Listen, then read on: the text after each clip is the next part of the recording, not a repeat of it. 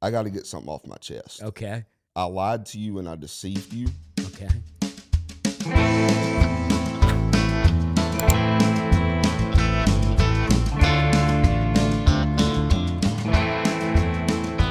Welcome back to another episode of the Drifting Cowboy Podcast. We are having a good time because we're in here with my buddy Dusty Slay, the funniest guy I know.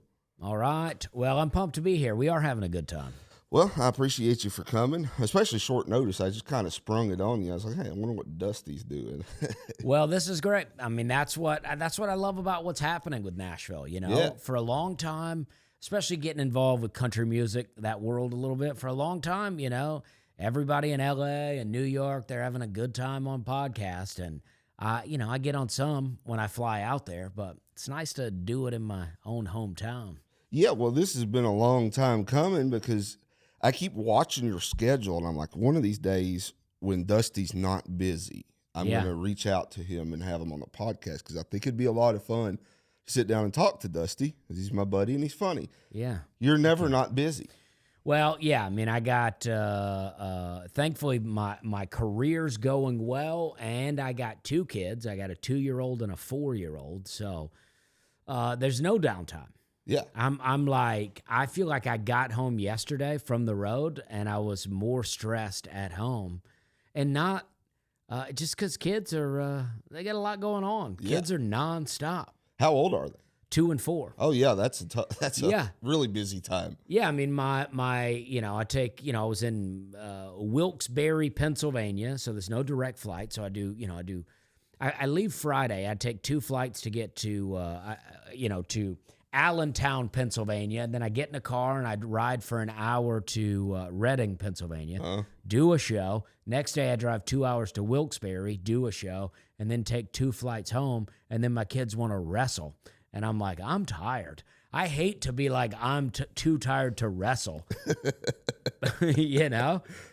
Also, I'm old now, you know? I should have had kids 10 years ago. Well, you're spending a lot of time on the road. When you're on the road, do you Airbnb? You get a hotel? I do hotels. I mean, Smart. I'll do an Airbnb sometimes, depend on the area, but I don't know. I trust a hotel more than I trust an Airbnb. Airbnb is a gamble, for sure. I went to L.A. Shooter Jennings had me come out to L.A. for the new Waylon album release thing, and I was like, you know what? Hotels in L.A. are expensive. I'm going to do an Airbnb. Big mistake. I get over there, and the lady, she's a Hispanic lady, spoke no English. Oh, yeah. Which I think, that's partially my fault. I should probably know Spanish by now because my wife is Hispanic. Oh, yeah. But so I knew enough to get by. But then we go in, and it's just like curtains partitioning off, like making a room in the living room, and that's where my room was. Oh. And no air conditioning in L.A. in June. It was interesting, but I feel like that's what you get when you do Airbnb. Yeah, this new no air conditioner thing I'm seeing. I went to my wife's dad's house, and he lives in Canada, in July, and he had no air conditioner and didn't give us a heads up. Yeah. I was like, I'm Southern. Like, I don't know how to live without the air conditioner. Yeah. Don't spring a no AC on me. Yeah. You know? I want my climate to be controlled while I'm sleeping. Yeah, I love the heat, but I love to escape it. Yeah. Like camping. I like to camp, but at night, though, when it's all said and done, I want to go inside. Yeah, exactly. You know? And I'm from the South, too. I'm from South Louisiana. As hot as it gets. Yeah, I didn't know that would even exist. I'd never heard of people not having central AC. Well, I've heard of people not having central AC, but they had window units. And they're poor. Yeah. Right? It's not just a choice. Yeah. But then we lived up in Montana for a couple months. I was working up there, so we moved up there for a couple months, and we get into the place. It's a condo, and I called the guy. I was like, hey, I'm looking for the thermostat.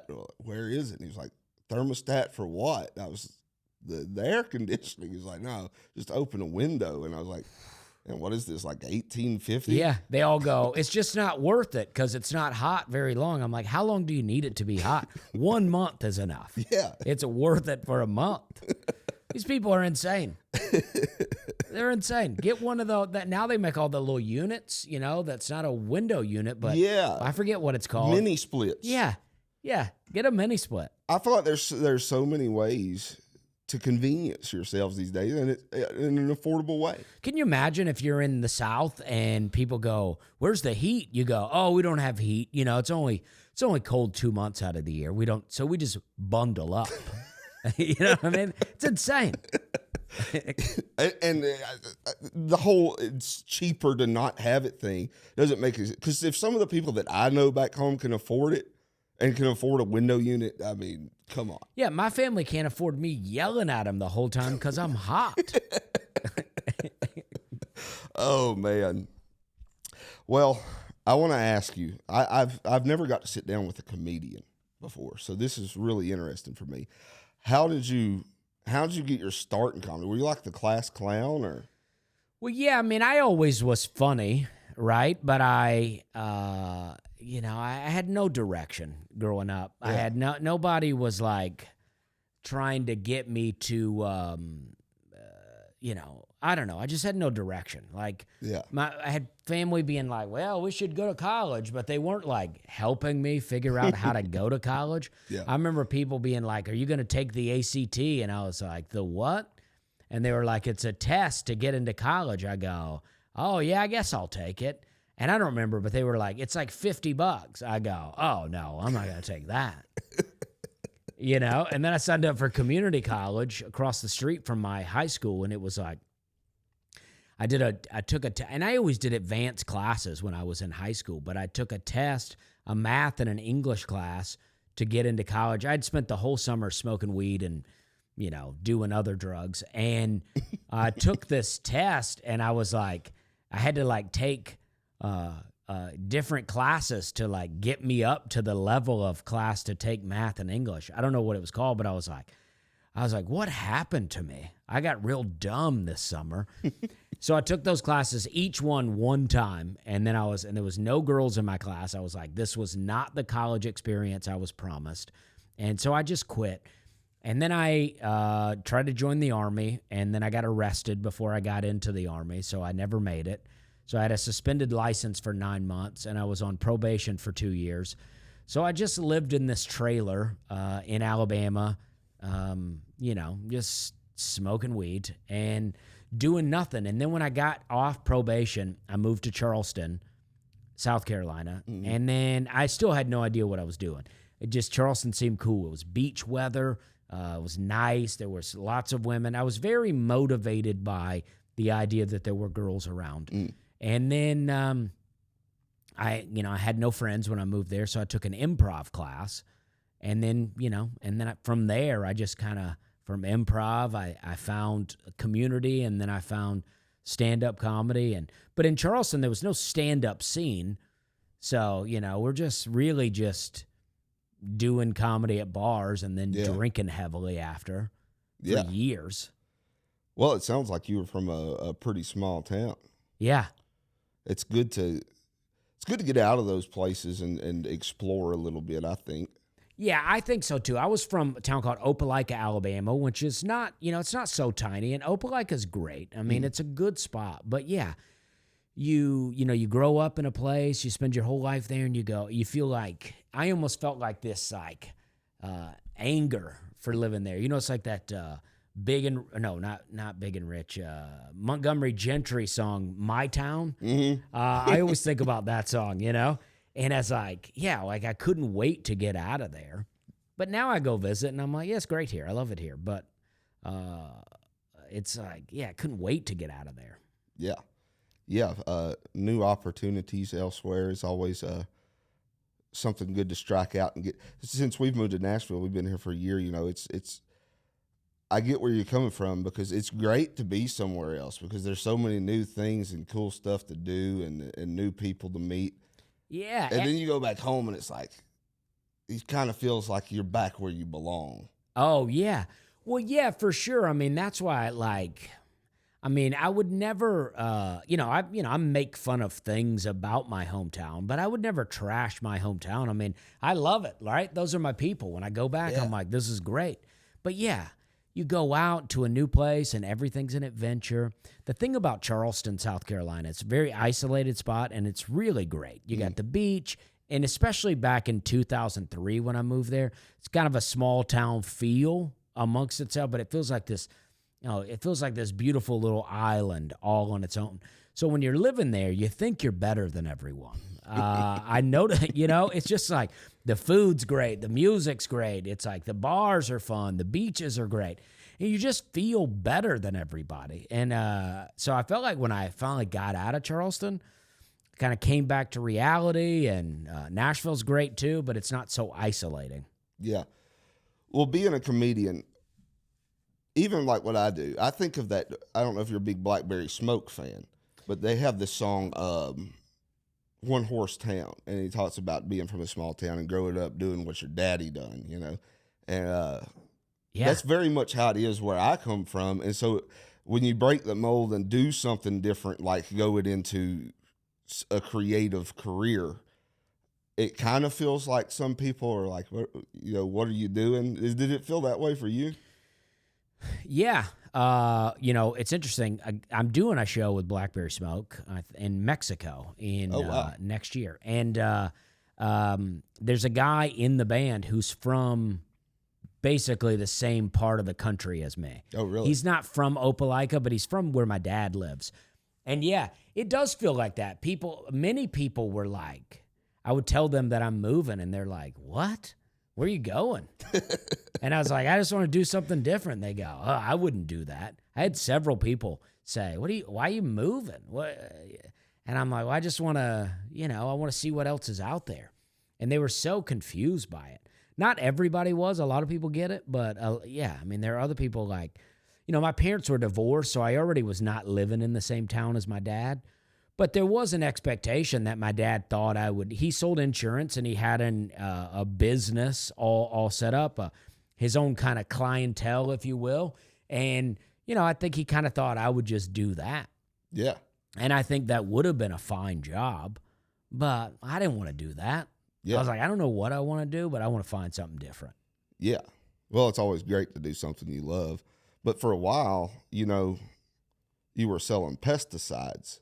Yeah. Well, I say, like you did, like I'm telling you something new about yourself, but you sold pesticides. And what's cool about that is one of my all-time favorite comedians was Jerry Clower, who sold fertilizer from store to store. So it's kind of cool that you guys have that. Yeah. Well, I always think that's cool too. My dad says he remembers Jerry Clower coming to his town selling fertilizer, and said that he would come to town and he would go to this one store. The store's still there, the feed and seed store. And people would come in off the street to hear Jerry Clower tell stories. Yeah. And I imagine he wasn't a famous comedian at that time if he was selling fertilizer still. But yeah, he says he remembers that. And I was not that funny of a pesticide salesman, I'll tell you that. But it is interesting because I like Jerry Clower too. Yeah.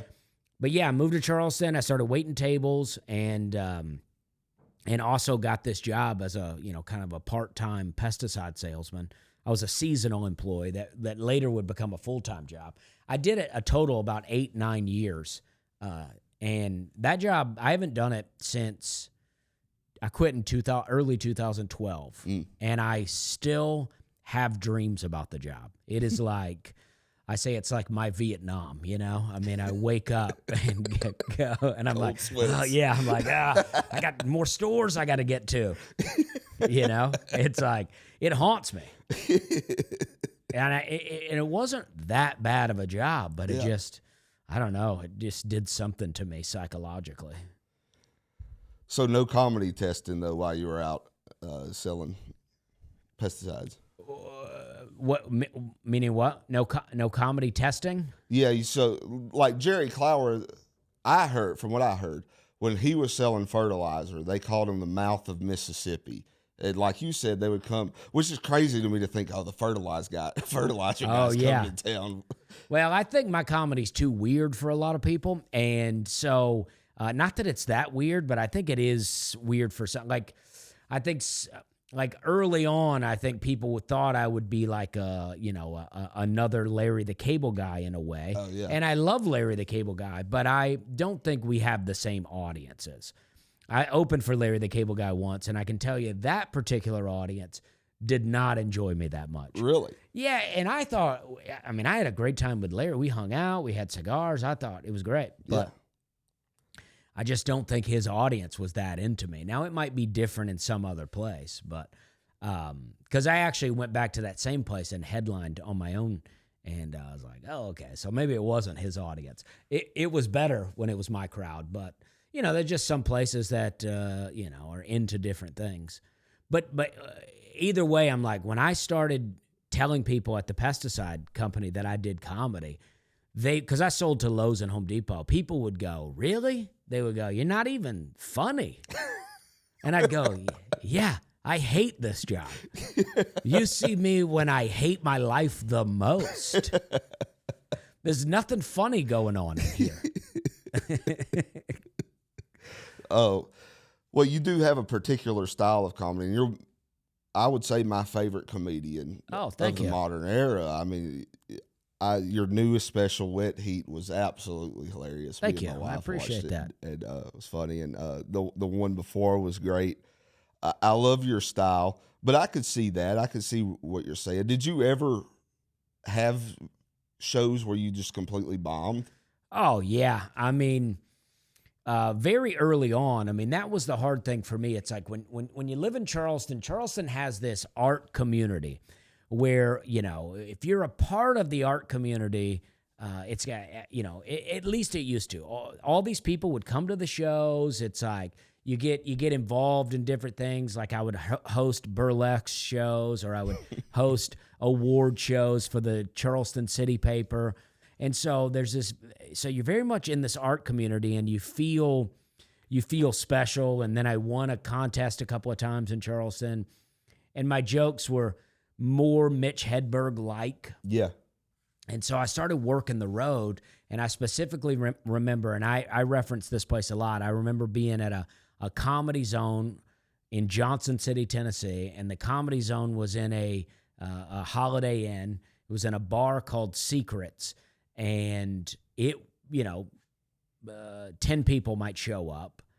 And I remember opening for another guy there and just bombing for 30 minutes straight, just maybe not even a laugh. And it just, and I go, that was one of my early feature gigs where I was like, I'm, you know, at one point I'm like king of Charleston comedy. And now I'm in Johnson City bombing, wondering if I'm even funny. And I go, what am I going to do? Yeah. I've decided that this is going to be my job. I've devoted my life to this. And now I got no laughs. But you just go, you know what? We're just going to figure it out. I'll just figure it out. And then I just kept writing jokes. And that was a particularly bad place. It didn't always go that bad. But I've had many gigs like that. I don't really have them now. Sometimes you do a corporate gig, and it will not be as good as you hoped it will be. Yeah. Like I just did a Cracker Barrel corporate gig because I did a commercial, and it was part of the deal. I would do a commercial and a corporate gig. And I thought, well, I just did their commercial. Cracker Barrel is a place I really like. They're going to love this. And then I just went out, and I was like, oh, I'm hitting sections. There's sections that are loving me. But as a whole, it's going okay. But I think it's like this. It's like, you know, it's everybody that's a manager or assistant manager of all the Cracker Barrels. So it's like, there's probably a lot of them who could care less about comedy. Yeah. You know, so, and if they do like comedy, they like whoever the most popular, they love Kevin Hart, or they love Sebastian Maniscalco or something like that. Probably never heard of me. Yeah. So, you know, so it's just one of those things where you just take your win. I've been saying that the gig went so bad that Cracker Barrel took the cracker off the logo. You were the cause of that. I mean, it was a week before all that happened. I thought they were like, get rid of these guys. What did you think about all that? Well, I thought, I mean, I think there's two ways to look at it, right? Because I don't know. I think it's either a brilliant move or a dumb move, right? Because it's easy to say, oh, it's dumb. You're messing with that brand that's been around for so long, and you're pissing everybody off. Or you go, it's brilliant. It's got everybody talking about the Cracker Barrel again. Now, all these people who maybe weren't going as much as they used to were like, all right, if you'll keep the logo the same, I'll go back. Yeah. You know, and I don't know. I mean, I think it's silly to change a brand like that that's been around so long, but I don't know. I didn't see their numbers. Maybe their numbers were tanking. I don't know, you know. That's what I wonder. You see a lot of that kind of stuff now where it's a fake outrage type deal just to get people talking. And I kind of think it's happening in country music a little bit. Now, I know some of the people who are involved to know that some of it's not set up, but like there's been a lot of speculation around the whole Gavin, Adcock, Zach Bryan fight. Did you see that? Yeah. I mean, that seems super silly to me, him climbing over the fence. I was like, well, this is for sure for the public. Yeah.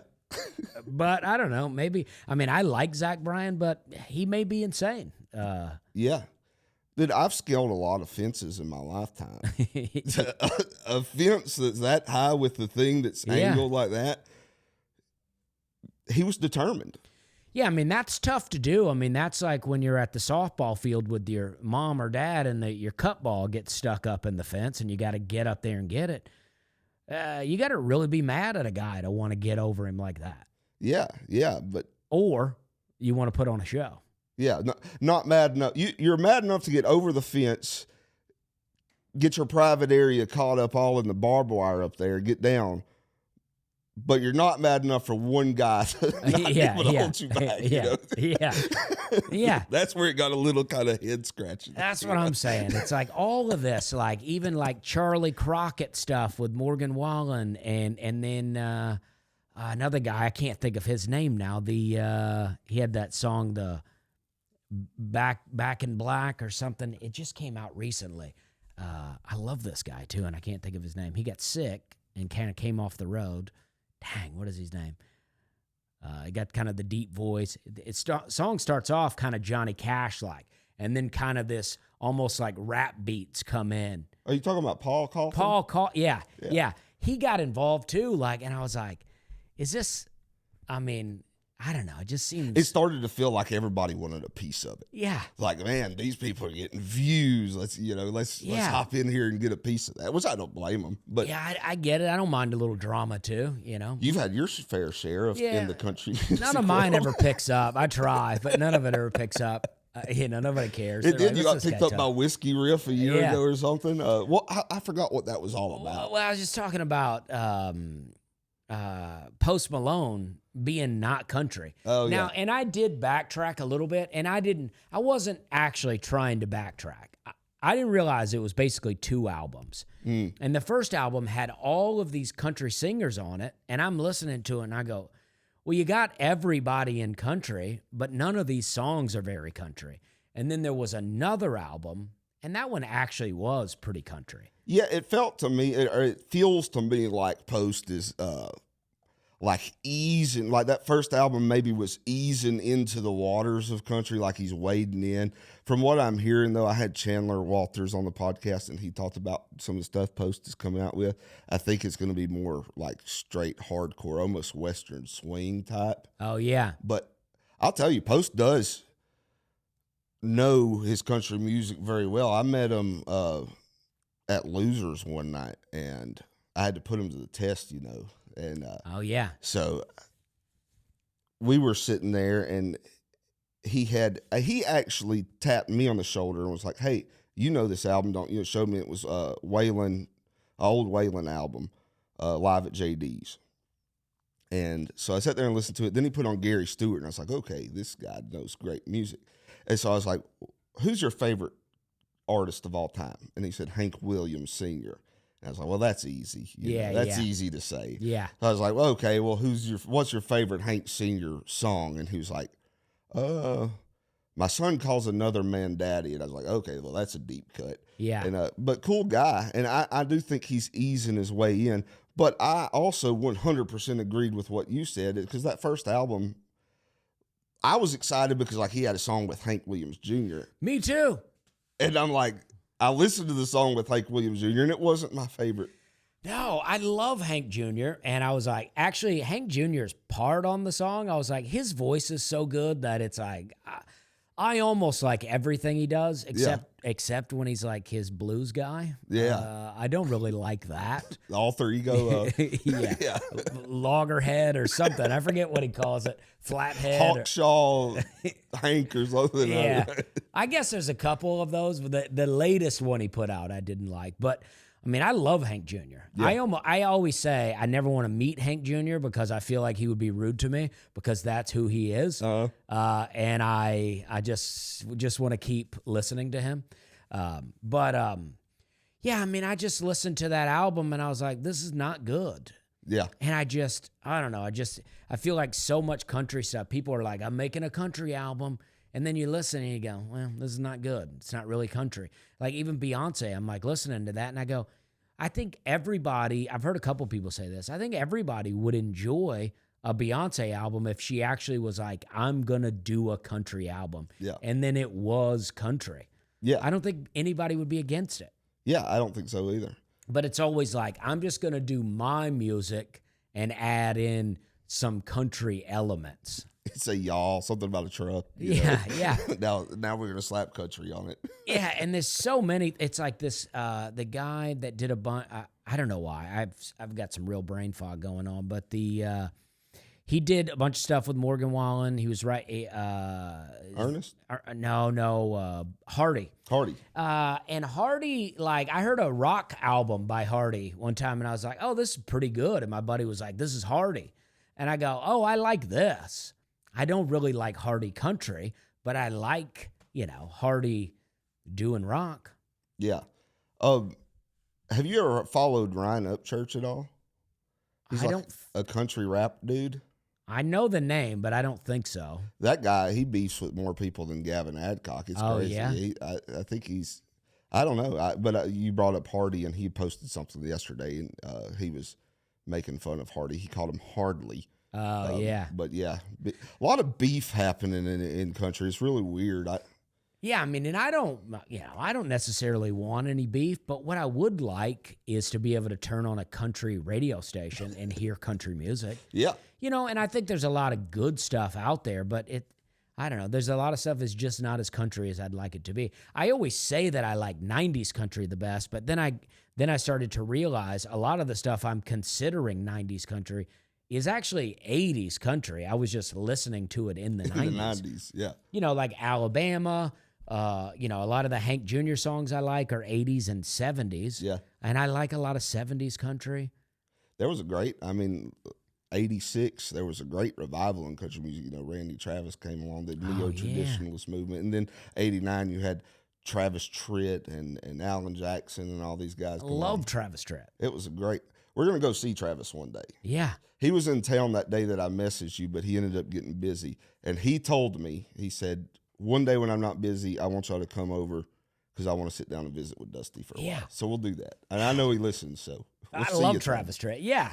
I mean, and it's like that's the thing too when I do song breakdowns. I never try to make fun of the song. My whole goal is you find the character in a song and then you make fun of that guy, right? Like 5 O'Clock Somewhere. It's like I did this whole joke about 5 O'Clock Somewhere, and my friend who used to work with me selling pesticides, he goes, this joke is really about you, right? Because it's like, basically, that is what I'm saying. This is how I lived when I sold pesticides.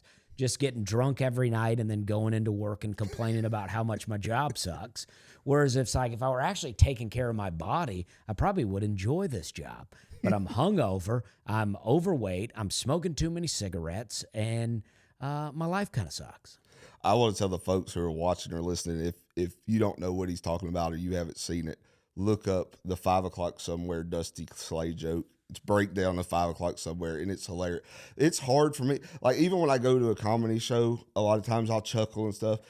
It's hard to get a legitimate laugh out of me, and you sent it to me, and I hadn't seen it before a couple years ago. Yeah. And I remember watching it, and I was legitimately laughing at that. It's hilarious. I love your country music breakdowns. Well, I appreciate that. You know, I talked to, I worked with Jamie Johnson one time at the Opry, and he said, you know, Jim Moose Brown, one of the writers of that song, is my friend. So he sent it to him, and then he came to a show, and yeah, he loves it.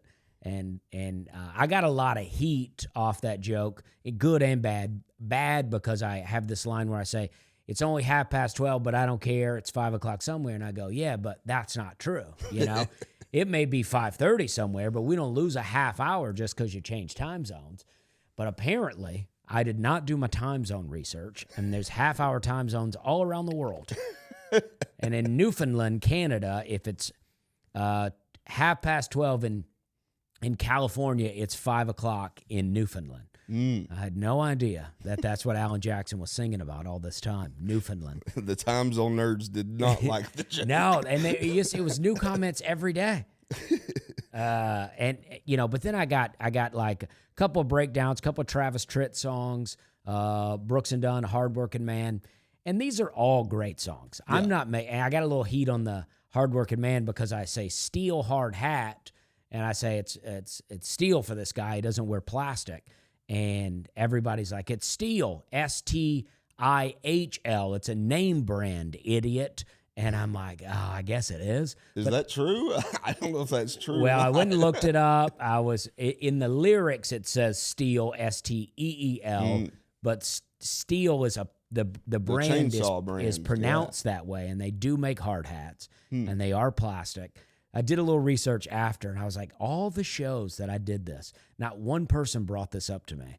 And then you put it on the internet, and they come for you. Man, I feel like you put anything on the internet, and I put stuff on the internet all the time. Yeah. You can put anything on there. It could be just the most uplifting, great thing. There's always going to be this small group of people who are going to pick it apart and just make you feel like dirt for putting it out.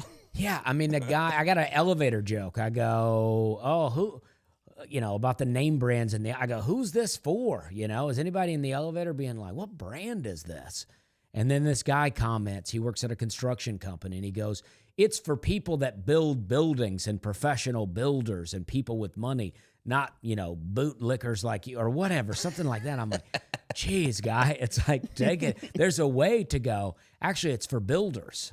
Yeah. You know, and then he goes, your jokes are lame. And it was the last comment calling my jokes lame. I go, well, I got to block this guy. You know what I mean? Because I'm like, I'm mad at him now. Yeah. You could have just said your piece. There's no need to attack me. Well, I posted up a couple of days ago. You might have seen it. I was talking about, what's the pop girl? Sabrina Carpenter playing the Opry. Yeah. People were really upset about it, which I get, I get. But I think a lot of people don't realize that the Opry's kind of always been a little bit of a variety show, sure, steeped in country music. You've played the Opry plenty of times. Yeah. There's always been comedy, tap dancers, bluegrass. They invite pop people every now and then. It's always been that way. And that was my point.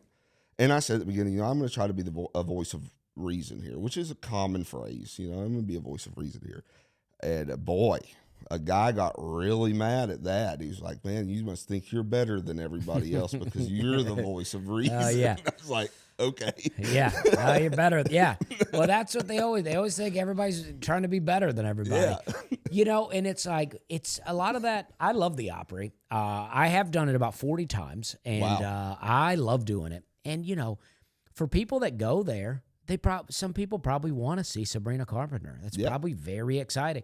And it's like, if you're a country singer, maybe you're doing a gig there that night, and maybe Sabrina Carpenter brings a lot of people in, and you get seen by more people because they're coming to watch her. Yeah, that was part of my point. It's great exposure. And there were people like, we don't want that kind of exposure. And I was like, what kind do we want? She's very attractive. I hope to be on that lineup. I mean, I'm married, but I'd still like to see her, We was talking about country music breakdowns and whatnot. I actually, like you said, not made fun of a song, but I poked fun at a song on a video, and I actually ended up becoming best friends with the songwriter. He's 75 years old, but he is one of my best friends, Gary Gentry.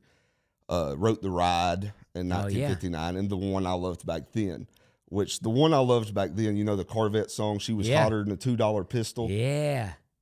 That's the song I was making fun of, because if you think about it, the guy goes to a gas station, a quick stop, he says, and he goes in, and the cashier's like, man, I really like what you got out there. I used to have one. She was long and lean and Every young man's dream. rode really good, you know. And then he's like, oh, yeah, take her for a spin. He's like, no, I'm talking about your old lady. Like, oh, yeah. That's kind of a weird interaction. Yeah. And so I had made a video. In my video, I was kind of acting out the scenario, but he ended up messaging me. He was like, that's hilarious. And we become best friends. It's cool because the songwriters, I don't think they would ever take offense to what you do. And that, you know, it's like, even just offering the guy a ride in the car, that was a different time. That was a high trust society. Yeah. Nobody's letting people drive their cars now. Yeah, no, it's like, especially a Corvette. Yeah, a guy working at the gas station, you're like, take my Corvette out. And yeah, you know, it's like maybe he wasn't even dating. It's like I watched a movie, Kurt Russell and I don't know, it was Kevin Costner. It was a movie where they're dressed as Elvis and they rob a, you know, Kevin Costner picks a girl up at the gas station, takes her, and then gives her away to some bikers. We don't know who that girl was on the passenger seat of that car. You know what I mean? I never thought about it like that, but you're right. It was not only was it a Corvette, but his significant other of some sort is sitting in the Corvette. He's like, yeah, man. Yeah, take it for a drive. I'll watch the store. And the owner of the gas station he missed out. He could have said, you know what, I will. But instead he was like, oh no, I mean the girl. Another one that's ridiculous too is a Keith Whitley song that is beloved by everyone, myself included. But Miami, Miami. Oh yeah. He's in Miami, professes his love to this woman, and she's like, nah, maybe we should think about it, you know. He flies to L.A., immediately gets to L.A., and she's like, come back to Miami. Yeah, that's a red flag. She's high maintenance. That is a red flag. You know, somebody sent me a thing. I don't know if I could find it on my phone here, but it was, I took a screenshot, and they said they were looking for some funeral songs. And they were like, their dad was like, I really like Keith Whitley. Are there any Keith Whitley funeral songs? I don't see it. But the list was like, it was really funny. It was like, the list was like Keith Whitley funeral songs, Don't Close Your Eyes, which I think is a funny funeral song. Not only just the song itself, but the title. You're at a funeral, don't close your eyes. Another one was When You Say Nothing at All. That one might be a little bit inappropriate. Yeah, I mean, I wish I could find that screenshot, but you say nothing. Yeah, I mean, it's so funny. I mean, there was a few. Let's see if any of them comes up here. Don't close your eyes. Nah, I don't know. I'm Over You. That was another one. Just the titles themselves are funny songs to suggest for a funeral. I was trying to sit here and think of a Keith Whitley song that would be appropriate for a funeral. I really don't know if there's one. I actually got asked before to pick someone's funeral song, which was an honor, I guess. I did it. I did it for the people. They said that I guess the guy he liked watching the videos and stuff, and he was really an outlaw country fan, and the girl messaged me, was like, we thought if anybody, you would be able to pick the best outlaw country song for a funeral. And so I took it very seriously. I thought about it for a long time, and I ended up thinking Live Forever by Billy Joe Shaver. Oh yeah, that's a good one. That's a good one. And I don't know if they went with it or not, but man, talk about heavy stuff. You know, I just come out of the dollar store and I looked at my phone and there was a message, and now I got to sit in my car and pick a funeral song. Yeah. Yeah, that's a good one. You know, Robert Duvall sings that in the movie, whatever the country music movie was, where Jeff Bridges. Oh, was that Crazy Heart? Crazy Heart, yeah. Yeah, I hadn't seen that forever. He kind of sang it in the boat with Jeff Bridges out there. Yeah. Yeah, that's a good funeral song. That's a great song. Billy Joe Shaver one of my favorite, maybe top 3 songwriters of all time. He was a funny guy too. He did a lot of stuff with Norm Macdonald. Oh yeah, yeah. I've seen a lot of that stuff. Actually, the Mike Judge videos where he Tales of the Tour Bus. Yeah. I really love that where Billy Joe Shaver, he's like, yeah, and then he pulled out a gun, and Mike Judge kind of stops it, and he's like, all reports, says he pulled out a knife. All evidence points to it was a knife. I just love that. I think that's so funny. Yeah, Billy Joe Shaver, a song I like is Try and Try Again. There's a version, I think, that he had before his son died where he just said, I lost my faithful wife. And then after his son died, he says, I lost my son and wife. And it's just a deep kind of song, but I love that song so much. If at first you don't succeed, just try and try and try again. It's so good. He wrote my favorite gospel song. It's called If You Don't Love Jesus, Go to Hell. Yeah, that was a good one too. Yeah, I love that song. That's so good. He was a very clever guy. You know, the first time I went to New York City, I was listening to, he has a song called, I think it's called New York City, Oh, What a Town. And I loved it. And it helped me my first time in New York. It just was like, all right, if Billy Joe Shaver likes New York City, I can like it too. Because Hank Williams Jr. always had the Dixie on my mind. Yeah. Stuck up here, I got Dixie on my mind. Yep. Now I like to listen to that when I go to New York. I've been there enough to where I'm like, yeah, I'm ready to go home. I'm going there at the end of October for the first time ever for this TikTok summit thing they invited us to. And so I'm pretty nervous about it, which I was really nervous going to LA for the first time this year, and I actually liked LA. Yeah. The climate was really good, and it wasn't at all what the TV makes it out to be, because when I was going, they were talking about it being like a war zone, like riots and stuff. I got there, and it was really quiet and good tacos. Yeah, LA's great. I don't like the traffic. I mean, that it really is my biggest complaint, is that the city is endless and the traffic never stops, no matter what time of night it is. And New York's great too. I was just there not long ago. I mean, I like, even like the Manhattan area, like you go to a restaurant and like a diner and people really wait on you and it's really fast and they give you good service. I think it's great. You got any recommendations? I'm the worst about any recommendation. I would say get a pastrami sandwich, find a deli and get a good pastrami, a Reuben, a corned beef. That's the best. Yeah. Well, we're getting to a time where I have to do something a little bit uncomfortable, but I got to get something off my chest. Okay. I lied to you and I deceived you. Okay. And to give our listeners a little bit of context, Dusty came to Lafayette, Louisiana a couple of years ago and messaged me. He was like, hey, dude, I'm going to be in Lafayette. You should come hang out. Cool. Yeah, I'm coming. My electricity went out, and I at first was like, no, I'm not going to come because my electricity went out. And I was like, that makes no sense at all. I'm going to come anyway. Yeah, I was like, get out of the house.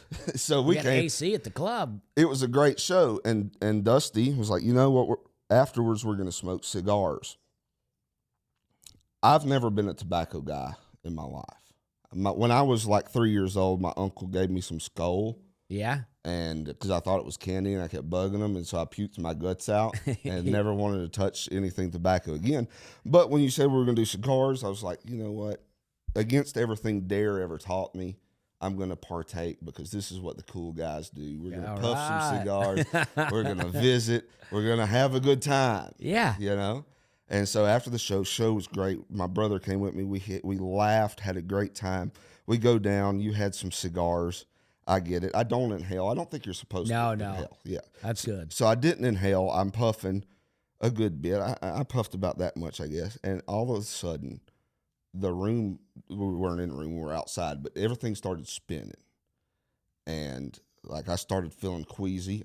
So I went and told you I had to go to the bathroom. I went to the bathroom and vomited my guts up. Oh, no.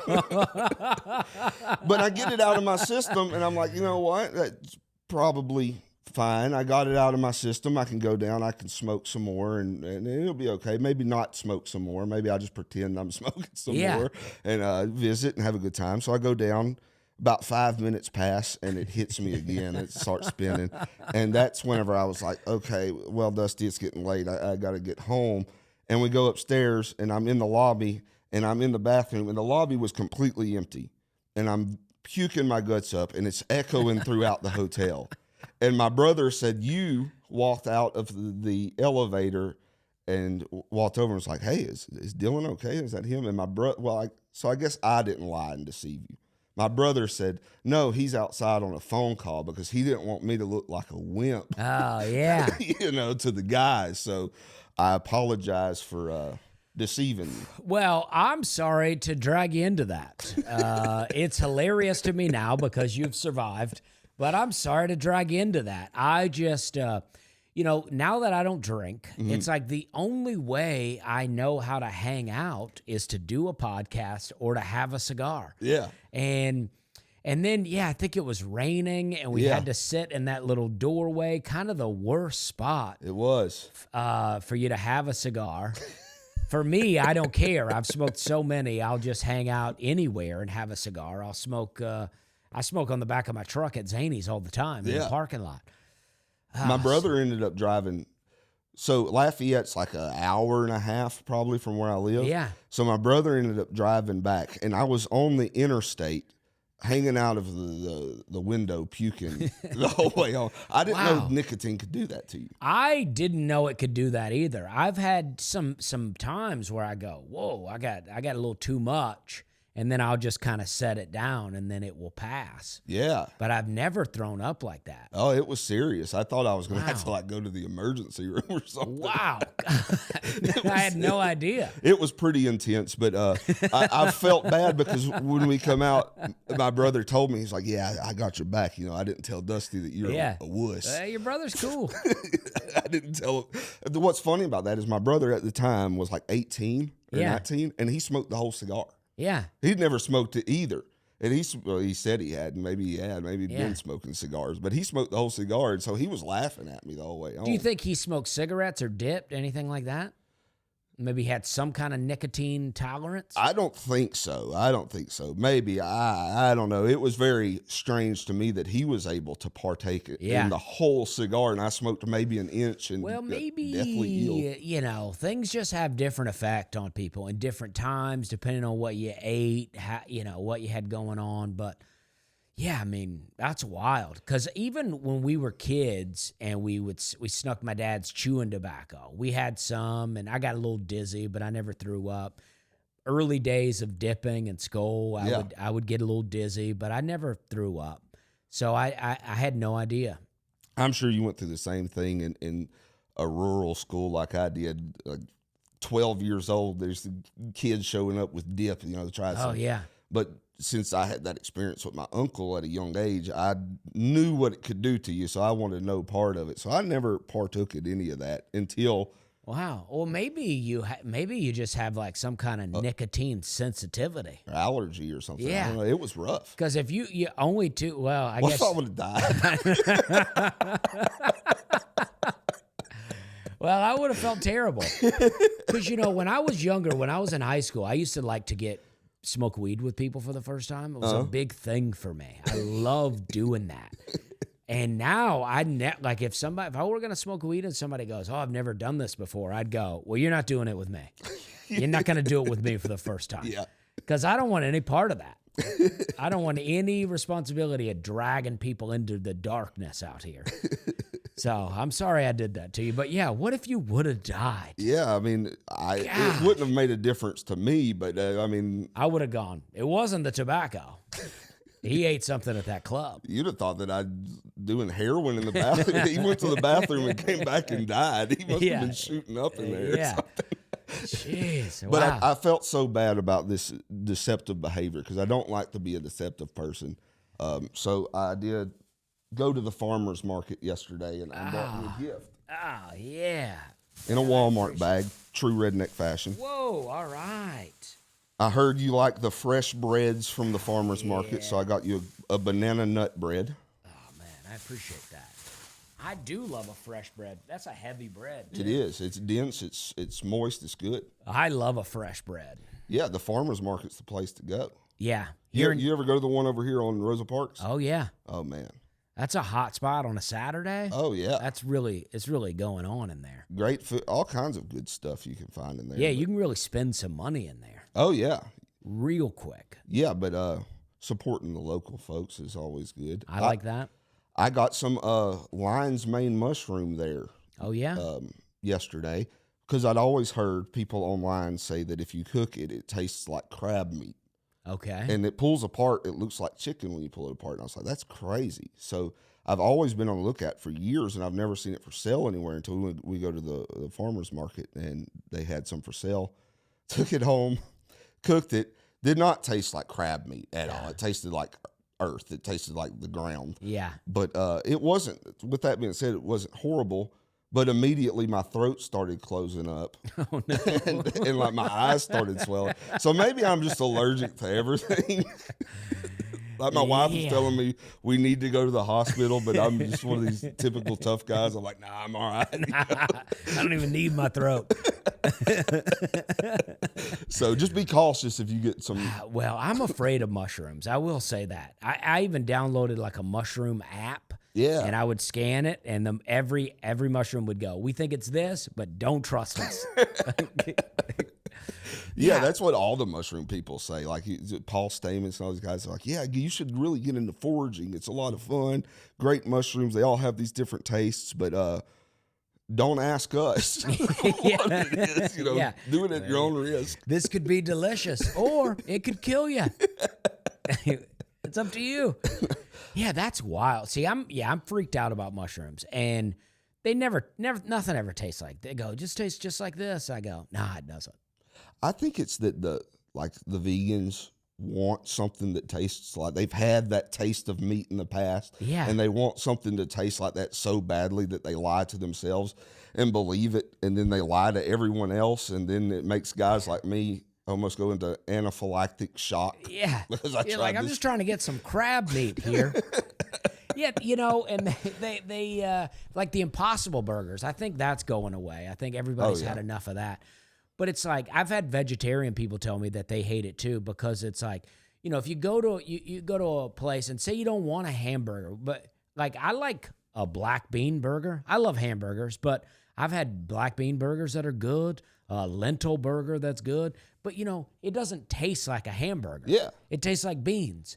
And I'm okay with that. If I'm eating a black bean burger, I've accepted that I'm eating a bean burger. Yeah, just call it what it is. Why if it tastes like a mushroom, call it a mushroom. Don't say it tastes like crab meat. And I don't want vegetables that taste like meat. That grosses me out. I don't know. The whole vegan thing, man, to each their own. I mean, good on there. I have friends who are on that diet, but a lot of them try to make you feel bad for eating meat. And that's when because I come from an agriculture background. I have a degree in agriculture. I'm like, do you know how many animals are killed when you plow a field? Yeah. A lot. So the people who try to make you feel bad for eating meat, I don't really. Yeah, I mean, things are dying out here all the time. I mean, there's a lot of, like, I'm not into, I don't know, I feel like there doesn't need to be 10 fast food restaurants on every interstate exit. We could maybe chill out with that. But meat's delicious, and I think it's good for you. Somebody told me the other day, they're like, I don't eat McDonald's anymore. I said, why? He said, because the amount of beef that they put out in a year is more than the amount of beef that the world butchers every year. Wow. So where is that other stuff coming from? And kind of implied that it was human meat. Oh, yeah. That humans are being harvested. And I was like, I'd be friends with that guy. Does that does that seem more likely than just there is enough cows and they're wrangling up enough humans to make the rest of the beef? It's crazy, but that's the kind of person I'm friends with, where I'm like, yeah, let's talk about that. Because I'm always like, where are the new cemeteries? People are dying all the time. I never see new graveyards being. I never drive by a construction site and I go, what's going on here? They go, oh, we're building a new graveyard. That is true. That is true. But I did look it up for clarification. I think it was like 800,000 metric tons of beef is what McDonald's uses every year. And it was several million metric tons that the world produces. So we have plenty of beef. Yeah. What I've heard is that it's just, like when the butcher shop is done sending all their meat to the grocery stores, whatever's left, they send it to the fast food places. That would make sense. And I would they, believe that. Yeah, and then they just grind it up. But all these theories, there's always been theories over the years. I remember when I was a kid, they said kangaroo. The McDonald's was using kangaroo meat. And I was like, is there that many kangaroos? It was like, there's not enough beef. Let's round up the kangaroos. Yeah. And is that bad? That might be good, right? Yeah, I think I've been to a place that sells like exotic jerkies, and they had a kangaroo jerky. Yeah. So, I mean. Would kangaroo be like eating a deer? I would assume like so. A deer. Deer-rabbit hybrid. Yeah, some people said that kangaroos were like a little bit like humans, because they if you look at them, they got a little something going on. I've heard that about bears. Like whenever a bear is being dressed, whenever all of its skin is off, it looks like a human hanging there. A friend of mine had went bear hunting, and he told me that. I don't know. I've never been bear hunting, but somebody told me it's illegal to try to communicate with dolphins. I've heard that. Yeah, and I don't know if that's true, but I'm like, I don't know why that would be illegal, but I feel like I don't know if that's true or not, but I've heard that. But I feel like a lot of people today, myself included, hear stuff and just doesn't Google it or look into it to see what's true. Like, that checks out. I like just believing it. I think there is something fun about just believing it and being. I like that, by the way, that you gave me bread for making you throw up. I just realized that I made you do tobacco, and you got sick, and now you're giving me bread. I think this bread's poison. There's some of that mushroom in there. No, I felt bad because my brother was deceptive. Well, I don't like to lie to my friends. Well, your brother was so nice. I remember talking to your brother, and he was a nice guy. Yeah, great at smoking cigars. Yeah. Did he move up here? He stayed there. No, he's still in college down there. Okay, So maybe when he gets out of college. But Yeah. he's probably like a cigar connoisseur now. Yeah. Yeah. You swore them off forever, and I probably opened him up to a lifestyle of cigars now. Well, the bread isn't just for that. I do want to thank you, too, because like a year and a half ago, my parents' house burned down, and you made a donation to them, and that was really appreciated. So on behalf of them, I want to thank you for that. But, Dusty, this hour has flown by. I can't believe that we're already at the end. Well, I had a great time. I mean, I just like talking. Sometimes I do podcasts, and I get done, and I go, was that good? Did I do a good job? But I just like talking, so it's fun. A lot to look into. I feel like a lot of people are going to, I encourage people to use Google. Yeah. Or maybe not Google, DuckDuckGo's what they're saying to use now. I just use compromised. I just use ChatGPT now. I don't know if that's good, but I'm like, I have terrible digestion, and I've been like using ChatGPT as my doctor now. Yeah. And I'm developing my own diet plan where I got these things. I'm trying to follow this diet and this diet. And every time I think of a new food, I go, does this food fit this diet? And ChatGPT looks it up for me, goes, this is the benefits, and then they put it in the list. They go, do you want me to add it to the master list? And I go, yes. So now I have this huge list of foods. That's great. I'm trying to do the FODMAP diet and the anti-inflammatory diet. That's great. I've never thought about using ChatGPT in that way. Yeah. And apparently it wastes a lot of water every time you ask it a question. So I hate that that's happening. But really? Yeah, they say they have I don't know why, but they say they have these centers where they're like the ChatGPT centers. And to use them, they get really hot, and they need all this water to cool them down. So I don't know. I hope they figure that out. Seems like they could just put it in the ocean. Yeah. Seems like it would just become steam and then go into the clouds and then rain back down. Another thing to Google, or Google's been, maybe we should just go back to like our grandmas would buy the, encyclopedia sets. Yeah. I feel like maybe we should all have that. Yeah, home again. Let's just utilize the old people again. I mean, when we were growing up, old people were smart. We used to go and ask my grandmother stuff about the Bible. Yeah. I feel like old people now, they've just been tossed to the side. They're like, get in the nursing home. We've got Google. Well, yeah, when we're older, the grandkids will come ask us something, and we'll just get on ChatGPT. Well, ChatGPT will probably be built into some kind of Yeah. cloud or something around our head. I don't know. By the time we're old, kids will come by and kick us. We might not get old. Apparently, they're now somewhere in Japan, I think, or something. They've tested something in these animals that have de-aged them and keeps them at a certain age. So basically, unless you get hit by a car or something, you're immortal. Oh. I don't think I would ever go that route. I don't like this place enough to hang around that long. No. But until I had kids, I used to say I could go at any time. But now I have kids. I got to stick around. Yeah. Well, we're right at the end here, so Dusty, it was good having you. We're going to have to do it again because this really did fly by, and it was a lot of fun. Yeah. Well, now you're here. I'm pumped. I'm into it. Yeah. Anytime you want to hang or something, I'm going to come see you at Zany's, but I appreciate you. Enjoy that bread. I will. There's some special ingredients in it. Okay. Yeah, but we had a good time. Yes, we did. It was fun. Thank you. Yes, thank you.